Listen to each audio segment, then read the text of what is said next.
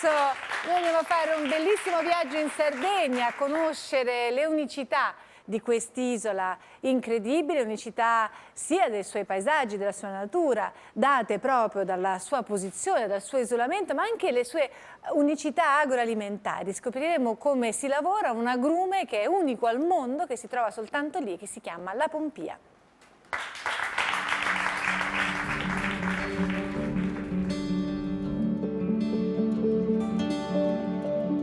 La Sardegna è una terra speciale. Vi sono rappresentate quasi tutte le ere geologiche, ma oltre ad essere la parte più antica della penisola italiana, possiede caratteristiche davvero uniche, difficili da incontrare altrove. Tra queste, la diversità dei suoi paesaggi.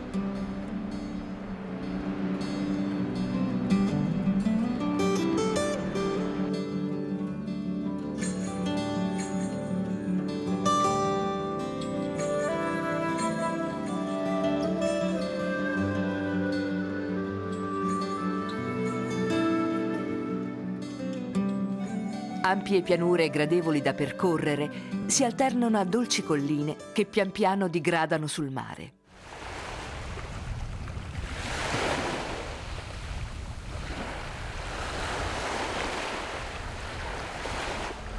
Pur essendo un'isola, le sue coste non sono né uguali e neppure simili lungo il periplo costiero.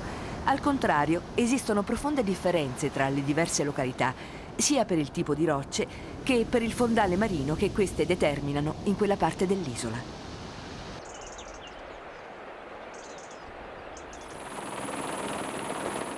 In alcuni tratti il litorale possiede montagne che emergono dal mare, in altri è dominato da candide spiagge e dai fondali sabbiosi.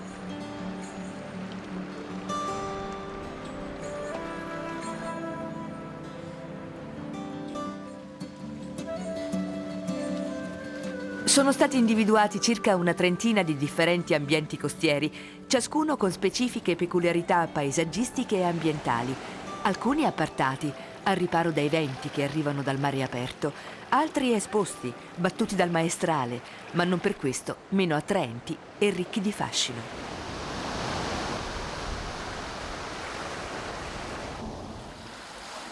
Lungo la costa occidentale, nella Sardegna meridionale, si trova la cosiddetta Costa Verde, famosa per le splendide dune modellate dal vento, le più estese dell'isola e tra le più importanti del continente europeo. L'ambiente naturale sardo è reso ancor più affascinante dalla bassa densità della popolazione, condizione che determina il mantenimento di grandi superfici disabitate dove ancora è possibile scoprire e apprezzare la vita rurale.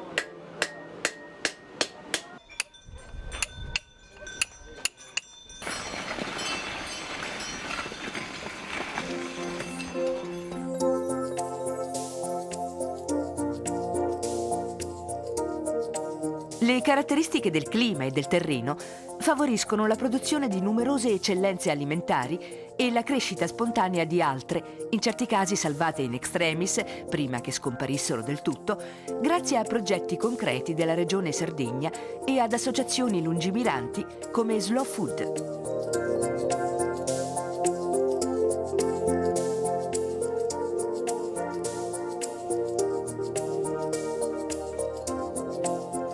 Appena fuori dalla città di Cagliari, da alcuni anni è stata recuperata l'antica tradizione della raccolta dei capperi, frutti buoni e saporiti, molto ricercati in cucina.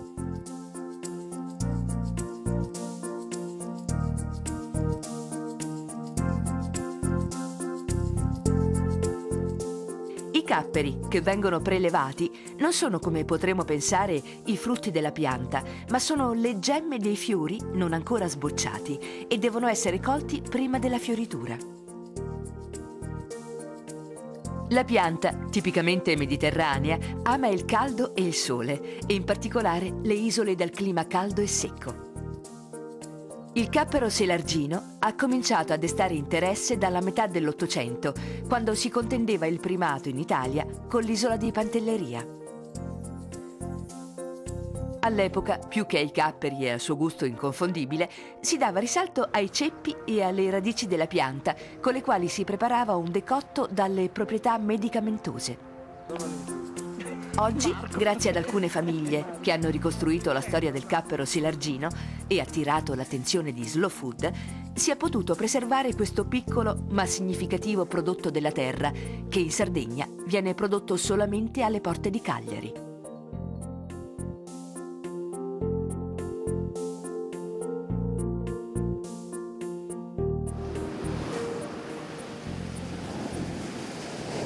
La bontà dei prodotti della terra è strettamente legata alla natura e al clima del territorio. Raggiungiamo la Sardegna orientale. Questo tratto costiero è davvero affascinante. Nelle immense spiagge solitarie, in certi casi lunghe anche diversi chilometri, possiamo apprezzare la natura selvaggia di questa terra.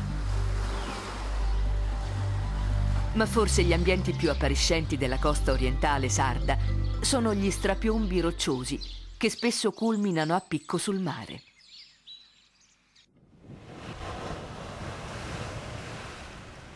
Più a nord, oltre il golfo di Orosei, le coste acquistano un aspetto meno aspro, divengono più basse e compaiono nuovamente le spiagge e le dune sabbiose. Siamo nei pressi di Capo Comino, il punto longitudinale più a est della Sardegna. Qui, oltre ai piccoli centri abitati della Caletta e Posada, si trova il paese di Siniscola.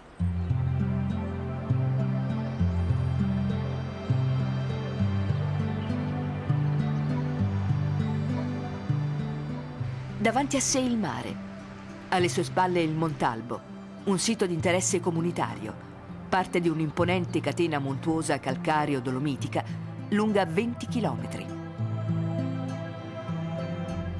In questo territorio, chiamato Baronia, cresce un agrume sconosciuto in altre parti del mondo, una vera e propria rarità. Gli alberi della Pompia sono molto resistenti e crescono sporadici in queste campagne.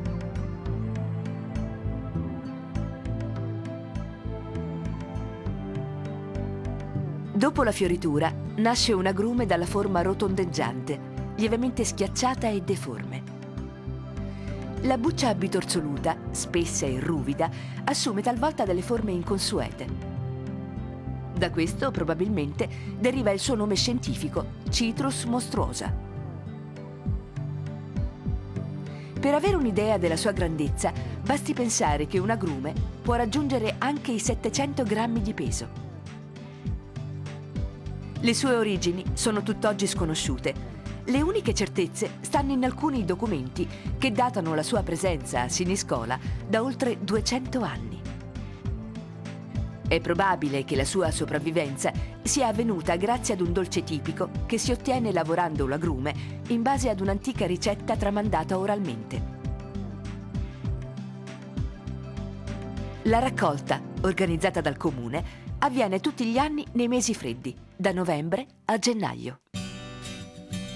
Una volta raccolta la materia prima, ha inizio la lunga lavorazione che durerà molte ore. La prima fase prevede un'accurata sbucciatura. È importante togliere solamente la parte gialla, in modo tale che la scorza rimanga pulita e integra per la cottura. L'agrume viene aperto nella parte superiore, quindi ha inizio lo svuotamento della polpa, facendo particolare attenzione a non rompere l'involucro.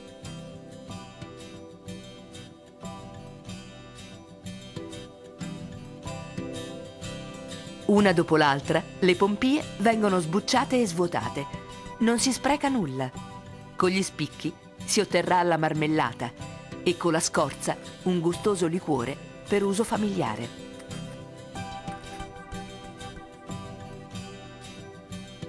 Prima della cottura, le pompie vengono zuccherate e colmate d'acqua, in modo tale che cuociano uniformemente sia nella parte interna che in quella esterna.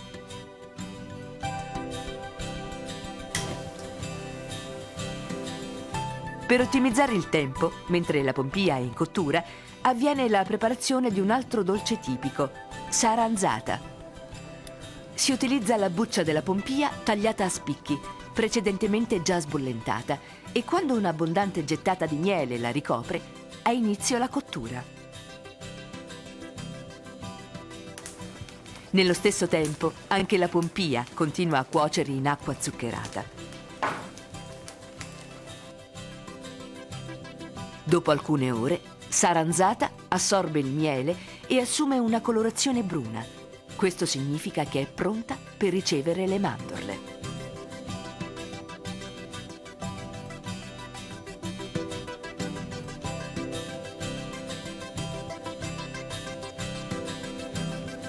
Mentre Saranzata continua la sua cottura con il miele e le mandorle, la pompia intera bolle ancora da diverse ore.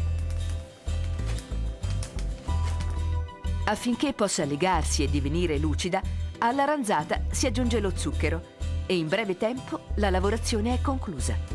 Ora dovrà solo prendere forma e consistenza, mentre nel contenitore si raffredderà. Sono trascorse circa 4 ore da quando la pompia è stata immersa e cotta in ebollizione e molto spesso rivoltata. Adesso dovrà cuocere immersa nel miele. Il prezioso nettare deve essere distribuito in maniera omogenea, quindi, dopo altre 2 ore, la cottura delle pompie giunge al termine. È straordinario osservare i doni che la natura ci offre. Questo semplice dolce, caratteristico e unico nel suo genere, è motivo di vanto per gli abitanti di Siniscola, che con orgoglio amano far conoscere i prodotti tipici che da secoli accompagnano i più giovani alla scoperta della loro cultura. L'auspicio è che queste preziose note di sapore possano resistere alle difficoltà del mercato e che le tradizioni secolari, e non solo quelle gastronomiche, possano essere preservate. Eccoci arrivati al nostro momento del gioco di Geo.